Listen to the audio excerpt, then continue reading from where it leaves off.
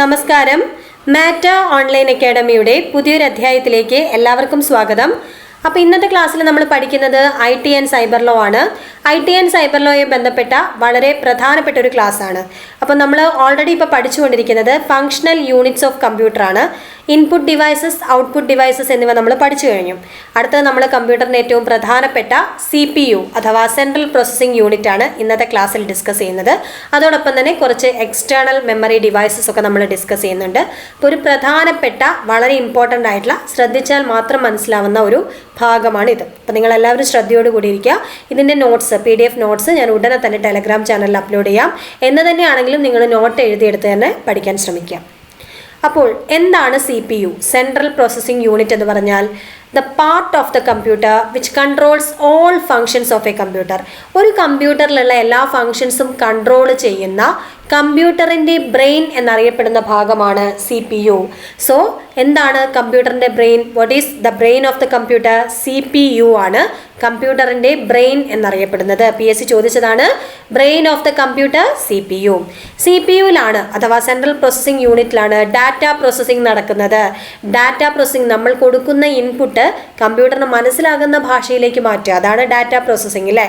അപ്പോൾ data processing നടക്കുന്ന കമ്പ്യൂട്ടറിൻ്റെ ഭാഗം ഏതാണ്? CPU. അപ്പോൾ പ്രധാനമായിട്ടും CPUവിന് 3 ഭാഗങ്ങളാണുള്ളത്. അപ്പോൾ ഏതൊക്കെയാണ് ആ 3 ഭാഗങ്ങൾ എന്ന് നോക്കാം. ഒന്നാമത്തെ ഭാഗം ALU അഥവാ arithmetic and logic unit. Arithmetic and logic unit ALU. രണ്ടാമത്തത് കൺട്രോൾ യൂണിറ്റ്, CU എന്ന് ഷോർട്ടായിട്ട് പറയാം, കൺട്രോൾ യൂണിറ്റ്. രണ്ടാമത്തത് കൺട്രോൾ യൂണിറ്റ്, CU എന്ന് ഷോർട്ടായിട്ട് പറയാം. രണ്ടാമത്തെ ഭാഗം കൺട്രോൾ യൂണിറ്റ് ആണ്. മൂന്നാമത്തത് മെമ്മറി യൂണിറ്റ് അഥവാ MU, മെമ്മറി യൂണിറ്റ് ഒക്കെ സ്റ്റോർ ചെയ്യുന്ന ഭാഗമാണ്. അപ്പോൾ ഒരു CPUവിൻ്റെ പ്രധാന 3 ഭാഗങ്ങളാണ് ALU, control unit, memory unit. ALU എന്ന് പറഞ്ഞാൽ arithmetic and logic unit.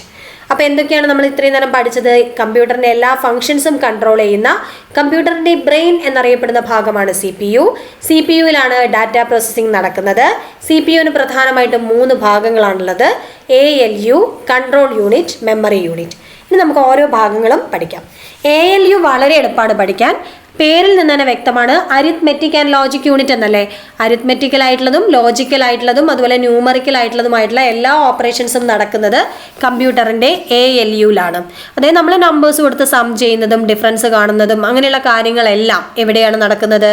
ALU, arithmetic and logic operations മൊത്തം കമ്പ്യൂട്ടറിൽ നടക്കുന്നത് അരിത്മെറ്റിക് ആൻഡ് ലോജിക് യൂണിറ്റിലാണ് അഥവാ ALU. രണ്ടാമത്തത് കൺട്രോൾ യൂണിറ്റ് ആണ്. കൺട്രോൾ യൂണിറ്റ് ആണ് ഒരു കമ്പ്യൂട്ടറിലെ എല്ലാ ഫങ്ഷൻസും കൺട്രോൾ ചെയ്യുന്നത്. നേരത്തെ നമ്മൾ പറഞ്ഞു CPU ആണ് കൺട്രോൾ ചെയ്യുന്നതെന്ന്. CPUവിലുള്ള കൺട്രോൾ യൂണിറ്റ് ആണ് അത് കൈകാര്യം ചെയ്യുന്നത്. Which control and coordinate all functions in A system. അപ്പോൾ കൺട്രോൾ യൂണിറ്റിനെ അതുകൊണ്ട് തന്നെ നമ്മൾ നെർവ് സെൻറ്റർ, നമ്മുടെ കമ്പ്യൂട്ടറിൻ്റെ നെർവ് സെൻറ്റർ എന്ന് വിശേഷിപ്പിക്കുന്നത് കൺട്രോൾ യൂണിറ്റ് ആണ്. കമ്പ്യൂട്ടറിൻ്റെ ബ്രെയിൻ എന്ന് പറയുന്നത് CPUവിനെയാണ്. CPUവിൻ്റെ ഭാഗമാണ് കൺട്രോൾ യൂണിറ്റ്. കൺട്രോൾ യൂണിറ്റ് ആണ് പ്രോഗ്രാംസ് ഫെച്ച് ചെയ്യുക, കണ്ടെത്തുക, അതുപോലെ പ്രോഗ്രാംസ് ഡീകോഡ് ചെയ്യുക. ഇതൊക്കെ ആരുടെ ഡ്യൂട്ടിയാണ്? കൺട്രോൾ യൂണിറ്റിൻ്റെയാണ്. It fetches and decode the programs. അതുപോലെ നമ്മുടെ CPUവിനും റാമിനും ഇടയിലുള്ള, അതുപോലെ നമ്മുടെ CPUവിനും മറ്റ് ഡിവൈസസിനും ഇടയിലുള്ള ഒരു ബഫർ ഫ്ലോ ആയിട്ട് വർക്ക് ചെയ്യുന്നത് എന്താണ്? നമ്മുടെ കൺട്രോൾ യൂണിറ്റ് ആണ്. അപ്പോൾ CPUവിനെയും അതർ ഡിവൈസസിനും ഇടയിലുള്ള ഒരു ബഫറായിട്ട് വർക്ക് ചെയ്യുന്നത് നമ്മുടെ എന്താണ്? കൺട്രോൾ യൂണിറ്റ് ആണ്. കൺട്രോൾ യൂണിറ്റ് ആണ് കമ്പ്യൂട്ടറിനുള്ള ഡിവൈസസ് ഏതാണ്? മൈക്രോ പ്രോസസ്സേഴ്സ് ആണ് അല്ലേ. അപ്പോൾ ആ മൈക്രോ പ്രോസസ്സേഴ്സിൻ്റെ വർക്കിങ്ങിനെയൊക്കെ കൺട്രോൾ ചെയ്യുന്ന, ടോട്ടൽ മൊത്തത്തിൽ നോക്കുകയാണെങ്കിൽ എല്ലാ പ്രവർത്തനങ്ങളെയും കൺട്രോൾ ചെയ്യുന്ന, കോർഡിനേറ്റ് ചെയ്യുന്ന ഭാഗമാണ് control unit. Nerve system of the computer എന്ന് വിശേഷിപ്പിക്കുന്നത് എന്തിനെയാണ്? കൺട്രോൾ യൂണിറ്റിനെയാണ്. ഓക്കെ, അപ്പോൾ കൺട്രോൾ യൂണിറ്റ് കഴിഞ്ഞു. അടുത്തത് നമുക്ക് പഠിക്കാനുള്ളത് മെമ്മറി യൂണിറ്റ് ആണ്. മെമ്മറി യൂണിറ്റിലാണ് എല്ലാ കാര്യങ്ങളും സേവ് ചെയ്ത് വെക്കുന്നത്, ഡാറ്റയും ഇൻസ്ട്രക്ഷൻസ് ഒക്കെ സേവ് ചെയ്ത് വെക്കുന്ന, പ്രോഗ്രാംസ് സ്റ്റോർ ചെയ്ത് വെക്കുന്ന, ഡാറ്റ സ്റ്റോർ ചെയ്ത് വെക്കുന്ന ഭാഗമാണ് മെമ്മറി യൂണിറ്റ്. അപ്പോൾ ഓർത്ത് നോക്കിയാൽ മതി, 3 പാർട്ടും നമുക്ക് ബന്ധിപ്പിച്ച് പഠിക്കാം.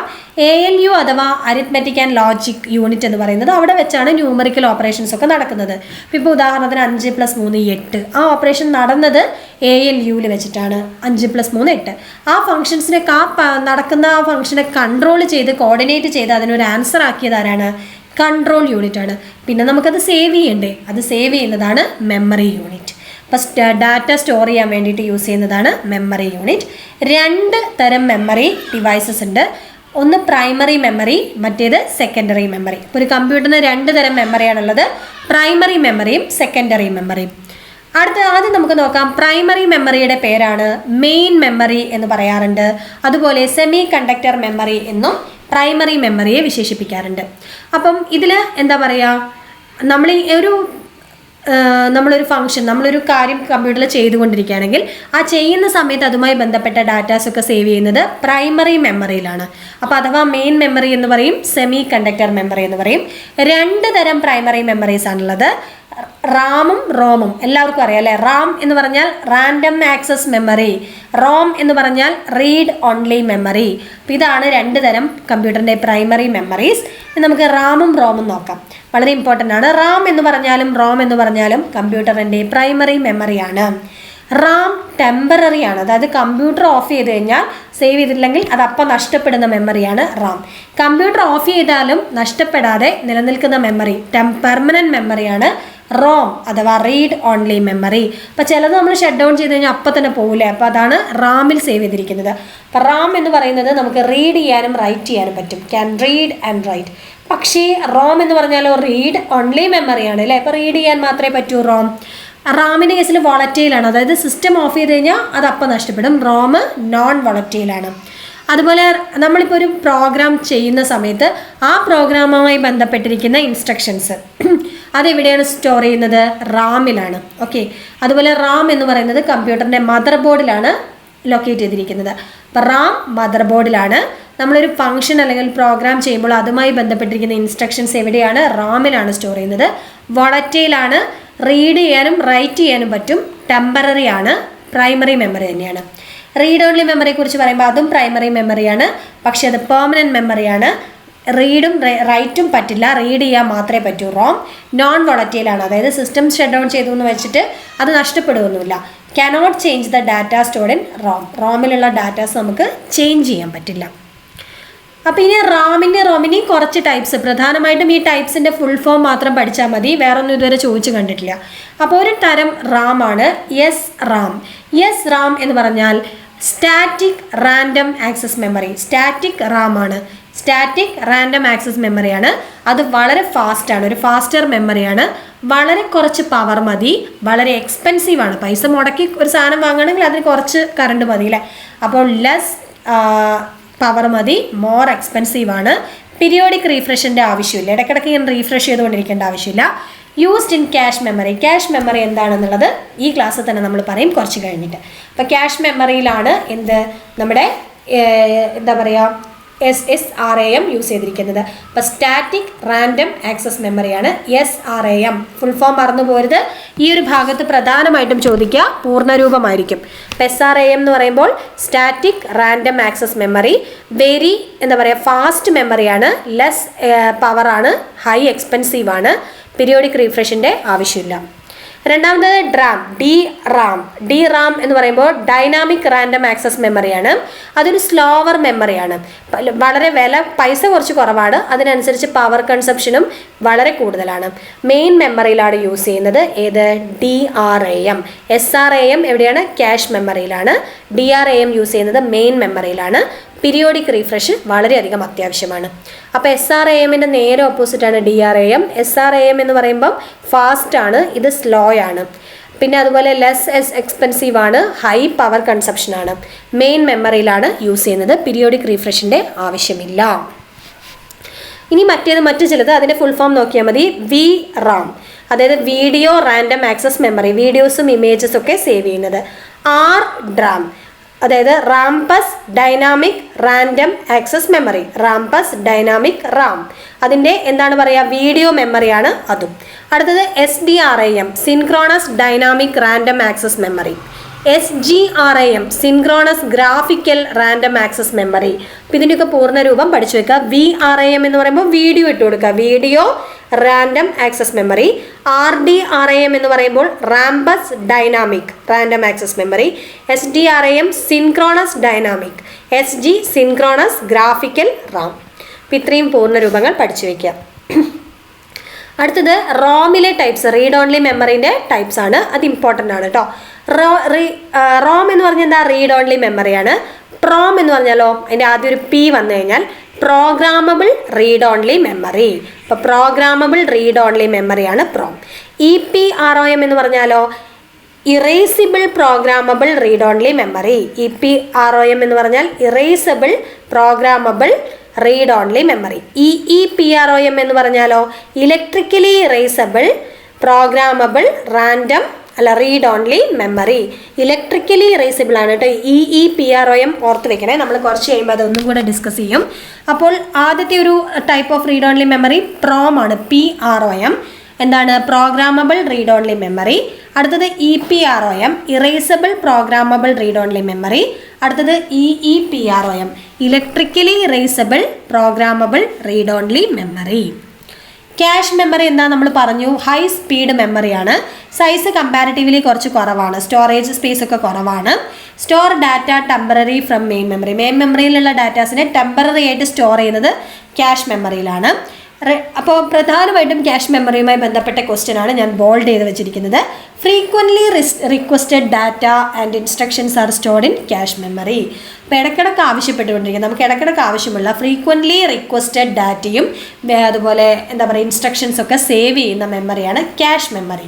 ക്യാഷ് മെമ്മറി CPU-നും RAM-നും ഇടയിൽ ഒരു ബഫർ ആയിട്ടാണ് ആക്ട് ചെയ്യുന്നത്. അപ്പോൾ ക്യാഷ് മെമ്മറി എന്ന് പറയുമ്പം ഹൈ സ്പീഡാണ്, സൈസ് കുറവാണ്, സ്റ്റോറേജ് സൈസ് കുറവാണ്. സ്റ്റോറേജ് ടെമ്പററി ഇൻ മെയിൻ മെമ്മറിയിലാണ് സേവ് ചെയ്തിരിക്കുന്നത്. ക്യാഷ് മെമ്മറി എവിടെയാണ്, മെയിൻ മെമ്മറിയിലാണ്. Reduce the time access data from the main memory. Main മെമ്മറിയിൽ നിന്ന് ഡാറ്റ എടുക്കുന്നതിനുള്ള ഒരു ടൈം നമുക്ക് കുറച്ച് തരാൻ വേണ്ടിയിട്ടാണ്. അടുത്തതാണ് important, frequently requested data and instructions R saved in cache memory. Okay. അപ്പം അടുത്തത് രജിസ്റ്റർ മെമ്മറി. രജിസ്റ്റർ മെമ്മറി വളരെ ചെറിയ മെമ്മറിയാണ്, വളരെ ഫാസ്റ്റസ്റ്റ് മെമ്മറിയാണ്. ബേസിക് എലമെൻ്റ് എന്ന് പറയുന്നത് ഫ്ലിപ്പ് ഫ്ലോപ്പ്, വളരെ ഇമ്പോർട്ടൻ്റ് ആണ്. രജിസ്റ്റേഴ്സിൻ്റെ ബേസിക് എലമെൻ്റ് എന്ന് പറയുന്നത് ഫ്ലിപ്പ് ഫ്ലോപ്പ് ആണ്. വെരി ഫാസ്റ്റ് മെമ്മറിയാണ്, പക്ഷേ എന്താണ്, വെരി സ്മോൾ മെമ്മറിയാണ്. സ്റ്റോറേജ് സ്പേസ് വളരെ കുറവാണ്, പക്ഷേ ഹൈലി ഫാസ്റ്റസ്റ്റ് മെമ്മറി ആണ് രജിസ്റ്റർ മെമ്മറി. ഇനി നമുക്ക് പറയാനുള്ളത് സെക്കൻഡറി മെമ്മറിയെ കുറിച്ചാണ്. സെക്കൻഡറി മെമ്മറിയുടെ മറ്റു പേര് എക്സ്റ്റേണൽ മെമ്മറി, ഓക്സിലറി മെമ്മറി എന്നൊക്കെയാണ്. അപ്പം ഇതും പെർമനൻറ്റ് തന്നെയാണ് കേട്ടോ. സെക്കൻഡറി മെമ്മറിയും പെർമനൻറ്റ് തന്നെയാണ്. പേരുകൾ എന്തൊക്കെയാണ്, external memory, auxiliary memory. Examples ആണ് പറയുന്നത്. ഒപ്റ്റിക്കൽ ഡിസ്ക്, ഒപ്റ്റിക്കൽ ഡിസ്കിൽ വരുന്നതാണ് CD, DVD, ബ്ലൂറേ ഒക്കെ. അടുത്തത് മാഗ്നറ്റിക് ഡിസ്ക്. മാഗ്നറ്റിക് ഡിസ്കിൽ വരുന്നതാണ് ഹാർഡ് ഡിസ്കും ഫ്ലോപ്പി ഡിസ്കും. മാഗ്നറ്റിക് ടാപ്പിൽ വരുന്നതാണ് മാഗ്നറ്റിക് കാസറ്റ്സ് ഒക്കെ. മാഗ്നറ്റിക് ടാപ്പ്, മാഗ്നറ്റിക് കാസറ്റ്സ് അതൊരു ടൈപ്പാണ് പണ്ട് ഉണ്ടായിരുന്നത്. ഫ്ലാഷ് ഡ്രൈവേഴ്സ്, ഫ്ലാഷ് ഡ്രൈവേഴ്സ് ആണ് USB, അതുപോലെ മെമ്മറി കാർഡ്സ്, കമ്പ്യൂട്ടറിലും അതുപോലെ നമ്മുടെ കമ്പ്യൂട്ടറിലല്ല മൊബൈലും ഡിജിറ്റൽ ക്യാമറയിലൊക്കെ ഉള്ള ഇല്ലേ മെമ്മറി കാർഡ്സ്, അത് ഫ്ലാഷ് ഡ്രൈവേഴ്സ് ആണ്. അപ്പോൾ ഏതൊക്കെയാണ് നമ്മുടെ എക്സ്റ്റേണൽ അഥവാ സെക്കൻഡറി മെമ്മറി ഡിവൈസസിൻ്റെ എക്സാമ്പിൾ? ഒന്ന് optical disk, CD, DVD, Blu-ray ഒക്കെ പോലത്തെ. മാഗ്നറ്റിക് ഡിസ്ക് അടുത്തത്. മാഗ്നറ്റിക് ഡിസ്ക് ഹാർഡ് ഡിസ്കും ഫ്ലോപ്പി ഡിസ്കും. അതുപോലെ magnetic tape, magnetic cassettes. Flash drivers USB, memory cards ഒക്കെ ഉള്ള ഫ്ലാഷ് ഡ്രൈവേഴ്സ്. അപ്പോൾ നമുക്കിതിൽ ഓരോന്നായിട്ട് പഠിക്കാം. ചിലതൊക്കെ നമുക്ക് കുറച്ച് പോയിന്റ്സ് പഠിക്കാനുണ്ട്. ഒന്നാമത്തത് ഒപ്റ്റിക്കൽ ഡിസ്ക് ആണ്. ഒപ്റ്റിക്കൽ ഡിസ്കിനെ പറ്റി 3 പോയിന്റ്സ് പഠിച്ചാൽ മതി. ഇറേസബിൾ ആണ്, ലേസർ ടെക്നോളജിയാണ് യൂസ് ചെയ്തിരിക്കുന്നത്. ലേസർ ബീംസ് ഉപയോഗിച്ചിട്ടാണ് റീഡും റൈറ്റൊക്കെ ചെയ്യുന്നത്. അതുപോലെ dark and stored in the form of data അവിടെ സ്റ്റോർ ചെയ്തിരിക്കുന്നത് ഡാർക്ക് ആൻഡ് ലൈറ്റ് പിറ്റ്സ് ആയിട്ടാണ്. ഡാർക്ക് ആൻഡ് ലൈറ്റ് പിറ്റ്സ് ആയിട്ടാണ്. അപ്പോൾ ഈ ലേസറാണ് യൂസ് ചെയ്യുന്നത്. ഡാർക്ക് ആൻഡ് ലൈറ്റ് പിറ്റ്സ് ആലോചിക്കുക, ഇറേസബിൾ ആണ്. അപ്പോൾ അതാണ് കോമൺ ആയിട്ട് ഒപ്റ്റിക്കൽ ഡിസ്കിനെ കുറിച്ച് പറയുന്നത്. ഒപ്റ്റിക്കൽ ഡിസ്കിൽ തന്നെയുള്ള എക്സാമ്പിൾസ് ആണ് CD. ഒന്നാമത്തത് CD കോമ്പാക്ട് ഡിസ്ക് ആണ്. കണ്ടുപിടിച്ചത് ഇമ്പോർട്ടൻ്റ് ആണ്, ജെയിംസ് T. റസൽ ആണ് CD കണ്ടുപിടിച്ചത്. അപ്പോൾ CD റസൽ എന്നാലോചിക്കുക, ജെയിംസ് T. റസൽ ആണ് CD കണ്ടുപിടിച്ചത്. സ്റ്റോറേജ് കപ്പാസിറ്റി, ഒരു CDയുടെ സ്റ്റോറേജ് കപ്പാസിറ്റി എന്ന് പറയുമ്പോൾ കുറവാണ്, 650 മുതൽ 700 MB വരെ. പണ്ട് നിങ്ങളുടെ വീട്ടിലൊക്കെ CD വാങ്ങി സിനിമ കാണുന്ന സമയത്ത് 2 CD ഉണ്ടാവില്ലേ ഒരു സിനിമയ്ക്ക്. അതായത് ഒരു സിനിമ എന്ന് പറയുമ്പോൾ 1 GB അതിന് മുകളിലൊക്കെ ഉണ്ടാവും. അപ്പോൾ ഇവിടെ എന്ന് വെച്ചാൽ 650 മുതൽ 700 വരെയൊക്കെ ഒരു CDയിൽ സ്റ്റോറേജ് ഉള്ളൂ. അപ്പോൾ സ്റ്റോറേജ് കപ്പാസിറ്റി 650 മുതൽ 700 വരെ. കണ്ടുപിടിച്ചത് ജെയിംസ് T. റസൽ. ഇനി സി ഡിയിൽ യൂസ് ചെയ്തിരിക്കുന്ന ടെക്നോളജിയാണ് ലേസർ ടെക്നോളജി. അതുപോലെ സി ഡി റോം എന്ന് പറയുന്നതിൽ യൂസ് ചെയ്തിരിക്കുന്നത് ഒപ്റ്റിക്കൽ ലേസർ ടെക്നോളജിയാണ്. സി ഡി റോമുമായി ബന്ധപ്പെട്ട ചില ടേംസാണ് orange book, yellow book, red book എന്നതൊക്കെ. ഇനി ഒരു സി ഡിയിലേക്ക് ഡാറ്റ എന്താ പറയുക റൈറ്റ് ചെയ്യുന്ന പ്രോസസ്സിന് പറയുന്ന പേര്, സി ഡിയിലേക്ക് നമ്മൾ റൈറ്റ് ചെയ്യല്ലേ ചെയ്യാം, അതിന് പറയുന്ന പേരാണ് ബേണിംഗ്. അപ്പോൾ സി ഡിയിലേക്ക് ഡാറ്റ റൈറ്റ് ചെയ്യുന്ന പ്രോസസ്സിൻ്റെ പേരാണ് ബേണിംഗ്. ഒരു സി ഡിയുടെ ഡയമീറ്റർ എന്ന് പറയുന്നത് 12 സെൻറ്റിമീറ്റർ, ആ റേഞ്ചിലാണ് ഒരു സി ഡിയുടെ ഡയമീറ്റർ. അപ്പോൾ സി ഡി കണ്ടുപിടിച്ചത് ജെയിംസ് ടി റസൽ ആണ്. കോമ്പാക്ട് ഡിസ്ക് എന്നാണ് മുഴുവൻ പേര്. സ്റ്റോറേജ് കപ്പാസിറ്റി 650 മുതൽ 700 MB വരെയാണ്. ടെക്നോളജി ലേസർ ആണ്. ഇനി സി ഡി റോമിൽ ഒപ്റ്റിക്കൽ ലേസർ ആണ്. പ്രോസസ് ഓഫ് റൈറ്റിംഗ്, സി ഡിയിലേക്ക് റൈറ്റ് ചെയ്യുന്നത് ബേണിംഗ് എന്നാണ് പറയുക. Diameter 12 centimetre. D V D, അടുത്തത് ഡി വി ഡി എന്ന് പറയുമ്പോൾ നിങ്ങൾ കണ്ടിട്ടുണ്ടാവില്ലേ പണ്ട് ഡിജിറ്റൽ വേഴ്സറ്റൈൽ ഡിസ്ക് ആണ് D V D. Storage capacity എന്ന് പറയുന്നത് കുറച്ച് കൂടുതലാണ്, 4.37 മുതൽ 15.9 GB വരെ. അപ്പം സി ഡിയിനേക്കാളും സ്റ്റോറേജ് കപ്പാസിറ്റി ഡി വി ഡിക്ക് ഉണ്ട്, 4.37 മുതൽ 15.9 വരെ. അടുത്ത ബ്ലൂറേ ഡിസ്ക്, ഏറ്റവും സ്റ്റോറേജ് കപ്പാസിറ്റി കൂടുതലുള്ളത് ബ്ലൂറേ ഡിസ്കിനാണ്. ഏറ്റവും സ്റ്റോറേജ് കപ്പാസിറ്റി കൂടുതലുള്ള ഒപ്റ്റിക്കൽ ഡിസ്ക് ആണ് ബ്ലൂറേ ഡിസ്ക്. എത്ര മുതലാണ്? 25 GB മുതൽ 50 GB വരെയാണ്. അപ്പോൾ സ്റ്റോറേജ് കപ്പാസിറ്റി ഏറ്റവും കൂടുതൽ ബ്ലൂറേ, രണ്ടാമത്തത് ഡി വി ഡി, മൂന്നാമത്തത് സി ഡി. ഓർത്ത് വെക്കുക കേട്ടോ. ഇത്രയും എന്താണ്? ഒപ്റ്റിക്കൽ ഡിവൈസസ് ആണ്. അടുത്തത് മാഗ്നറ്റിക് ഡിസ്ക്. മാഗ്നറ്റിക് ഡിസ്കിൽ വരുന്നതാണ് ഹാർഡ് ഡിസ്കും ഫ്ലോപ്പി ഡിസ്കും. അപ്പോൾ മാഗ്നറ്റിക് ഡിസ്കിൽ ഹാർഡ് ഡിസ്ക് നോക്കാം, വെരി ഹൈ സ്റ്റോറേജ് കപ്പാസിറ്റിയാണ്. ഹാർഡ് ഡിസ്കിൽ ട്രാക്സും സെക്ടേഴ്സും ഉണ്ട്. ഇങ്ങനെ ഒരു ഹാർഡ് ഡിസ്കിൽ ട്രാക്സും സെക്ടേഴ്സും ഉണ്ടാക്കുന്ന പ്രോസസ്സിന് പറയുന്ന പേരാണ് ഫോർമാറ്റിംഗ്. PSC ചോദിച്ചിട്ടുണ്ട്, creating tracks and sectors on a hard disk. എന്താ പറയുക? ഫോർമാറ്റിംഗ്. വളരെ ക്യുക്കസ്റ്റ് ആണ്, അതുപോലെ ഡയറക്റ്റ് ആക്സസ് ആണ്. ഹാർഡ് ഡിസ്ക് എന്ന് പറയുന്നത് ക്യുക്കസ്റ്റ് ആണ്, ഡയറക്റ്റ് ആക്സസ് ആണ്, അതുപോലെ ഹൈ സ്റ്റോറേജ് കപ്പാസിറ്റിയും ഉണ്ട്. ഇനി ഒരു ഹാർഡ് ഡ്രൈവറിൻ്റെ നോർമൽ സൈസ് എന്ന് പറയുന്നത് 512 ബൈറ്റ്സ് ആണ്. അപ്പോൾ ബൈറ്റ്സും ബിറ്റ്സും ഒക്കെ അടുത്ത ക്ലാസ്സിൽ പറഞ്ഞു തരാം. അപ്പോൾ 512 ബൈറ്റ്സ് ആണ് ഒരു ഹാർഡ് ഡിസ്കിൻ്റെ എന്താ പറയുക ഹാർഡ് ഡ്രൈവ് സെക്ടറിൻ്റെ ഒരു സൈസ് എന്ന് പറയുന്നത്. അപ്പോൾ ഹാർഡ് ഡിസ്കിന് ഇതൊക്കെ സ്റ്റോറേജ് ഡിവൈസസ് ആണെന്ന് ആലോചിച്ചത്. ഫോർമാറ്റിംഗ് എന്ന വേർഡും ഓർത്ത് വയ്ക്കാം. Floppy disk. ഫ്ലോപ്പി ഡിസ്ക് കണ്ടെത്തിയത് ഇമ്പോർട്ടൻ്റ് ആണ്. അലൻ ഷുഗർട്ട് ആണ് ഫ്ലോപ്പി ഡിസ്ക് കണ്ടെത്തിയത്. അത് ഫ്ലോപ്പി ഡിസ്ക് ഡ്രൈവറിലാണ് ഇൻസേർട്ട് ചെയ്യാം. 3.5 ഇഞ്ചുള്ള ഫ്ലോപ്പി ഡിസ്ക്കാണ് ആദ്യം ഉണ്ടായിരുന്നത്. അത് കണ്ടെത്തിയത് സോണിയാണ്. അതിനുശേഷം 8 ഇഞ്ചസ് വരെയുള്ള ഫ്ലോപ്പി ഡിസ്ക് IBM ഡെവലപ്പ് ചെയ്തിട്ടുണ്ട്. സ്റ്റോറേജ് കപ്പാസിറ്റി ഇമ്പോർട്ടൻ്റ് ആണ്. 1.44 MB ആണ് ഒരു ഹാർഡ് ഡിസ്കിൻ്റെ ഒരു ഫ്ലോപ്പി ഡിസ്കിൻ്റെ സ്റ്റോറേജ് സ്പേസ് എന്ന് പറയുന്നത്. അപ്പോൾ അലൻ ഷുഗർട്ട് ആണ് കണ്ടുപിടിച്ചത്. അലൻ ഷുഗർട്ട് കണ്ടുപിടിച്ചു. ഇത് സോണി ഡെവലപ്പ് ചെയ്തതിന് 3 ഇഞ്ചസ് ആയിരുന്നു, 3.5 ഇഞ്ചസ് ആയിരുന്നു. IBM ഡെവലപ്പ് ചെയ്തതിന് 8 ഇഞ്ചസ് ആയിരുന്നു. Storage capacity 1.44 MB. ഇനി ഫ്ലാഷ് ഡ്രൈവേഴ്സ്, പേര് കേട്ട് പേടിക്കേണ്ട. ഫ്ലാഷ് ഡ്രൈവേഴ്സും ഒരു എക്സ്റ്റേണൽ മെമ്മറി ഡിവൈസാണ്. USB മെമ്മറി കാർഡ്സ്, ഇപ്പോൾ നമ്മുടെ ഡിജിറ്റൽ ക്യാമറയുടെയും ഫോണിൻ്റെയൊക്കെ മെമ്മറി കാർഡ്സ് ഇല്ലേ, അത് USB, ഇതൊക്കെ എന്താണ്? ഫ്ലാഷ് ഡ്രൈവേഴ്സ് ആണ്. പോർട്ടബിൾ ആണ്, ഒരു സ്ഥലത്ത് നിന്ന് വേറെ സ്ഥലത്തേക്ക് നമുക്ക് കൊണ്ടുപോകാം അല്ലേ. അതുപോലെ മേഡപ്പ് ഓഫ് EEPROM. എന്താണ് EEPROM? Electrically erasable programmable read only memory. Okay, ഇപ്പോൾ ഫ്ലാഷ് ഡ്രൈവേഴ്സിന് എക്സാമ്പിൾ ഏതൊക്കെയാണ്? USB-യും അതുപോലെ മെമ്മറി കാർഡ്സും. ഇനി നമ്മൾ 2 ടേംസ് ആണ് പഠിക്കുന്നത്. DASD ഒന്നുമില്ല, direct access storage devices. Direct access ഉള്ള ഡിവൈസസ് ആണ് എന്താ പറയുക നമ്മളെ ഹാർഡ് ഡിസ്ക്, ഫ്ലോപ്പി ഡിസ്ക്, അതുപോലെ പെൻ ഡ്രൈവ്, CD, DVD, ഇതൊക്കെ ഡയറക്റ്റ് ആക്സസ് ആണ്. ഇനി SASD എന്താണ്? Sequential access storage devices. Sequential access storage ഡിവൈസസിന് എക്സാമ്പിളാണ് മാഗ്നറ്റിക് ടാപ്പ്, മാഗ്നറ്റിക് കാസറ്റ്സ് ഒക്കെ. അപ്പോൾ പഴയതൊക്കെ സീക്വൻഷ്യൽ ആണ്, ഇപ്പോൾ ഉള്ളതൊക്കെ എന്താണ്? ഡയറക്റ്റ് ആണ്. അപ്പോൾ DASD direct access storage devices, hard disk, അതുപോലെ CD, DVD, പെൻ ഡ്രൈവ് ഒക്കെ. SASD എന്ന് പറഞ്ഞാൽ സീക്വൻഷ്യൽ ആക്സസ് സ്റ്റോറേജ് ഡിവൈസസ് ആണ്. മാഗ്നറ്റിക് ടാപ്പും മാഗ്നറ്റിക് കാസറ്റ്സും ഒക്കെയാണ് എക്സാമ്പിൾ. അടുത്തത് വളരെ ഇമ്പോർട്ടൻ്റ് ആയിട്ടുള്ളതാണ്, നമ്മുടെ മെമ്മറിയെ കുറിച്ചാണ് പറഞ്ഞത്. അപ്പോൾ സ്പീഡിൻ്റെ കാര്യത്തിൽ ഏറ്റവും സ്പീഡ് കൂടിയത് രജിസ്റ്റർ മെമ്മറിയാണ്. രണ്ടാമത് ക്യാഷ് മെമ്മറിയാണ്. മൂന്നാമത് പ്രൈമറി, നാലാമത് സെക്കൻഡറി. അതൊരു കാര്യം ആലോചിച്ചത്, സൈസ് ഏറ്റവും കൂടുതൽ ഏതിനാണ്? സെക്കൻഡറിക്കാണ്, പിന്നെ പ്രൈമറിക്കാണ്, പിന്നെ ക്യാഷിനാണ്, പിന്നെ രജിസ്റ്ററിനാണ്. അപ്പം ഏറ്റവും സൈസ് കുറഞ്ഞത് ഏറ്റവും സ്പീഡിൽ സഞ്ചരിക്കില്ലേ, പൊതുവേ അങ്ങനെയല്ലേ. അപ്പോൾ അതാലോചിച്ചാൽ സ്പീഡിൻ്റെ കാര്യത്തിൽ ഏറ്റവും കൂടുതൽ സ്പീഡുള്ള മെമ്മറി രജിസ്റ്റർ മെമ്മറിയാണ്, രണ്ടാമത്തെ ക്യാഷ് മെമ്മറിയാണ്, മൂന്നാമത്തെ പ്രൈമറി, നാലാമത്തെ സെക്കൻഡറി. സൈസിൻ്റെ കാര്യത്തിൽ പറയുവാണെങ്കിലോ ആദ്യം വരുന്നത് സെക്കൻഡറി മെമ്മറിയാണ്, രണ്ടാമത് വരുന്നത് പ്രൈമറി മെമ്മറിയാണ്, മൂന്നാമത് വരുന്നത് ഏതാണ് ക്യാഷ് മെമ്മറിയാണ്, നാലാമത് രജിസ്റ്റർ മെമ്മറി. ഓക്കെ, അപ്പോൾ ഇത്രയുമാണ് ഈ ഒരു ക്ലാസ്സിൽ നമ്മൾ പഠിക്കുന്നത്. അടുത്ത ഭാഗം ഉടനെ തന്നെ അപ്ലോഡ് ചെയ്യുന്നതായിരിക്കും. അപ്പോൾ എല്ലാവരും കറക്റ്റായിട്ട് പഠിക്കാം. അടുത്ത വീഡിയോയിൽ കാണാം. അതുവരെ എല്ലാവർക്കും bye, all the best and thank you. അപ്പോൾ എല്ലാവർക്കും bye, all the best and thank U.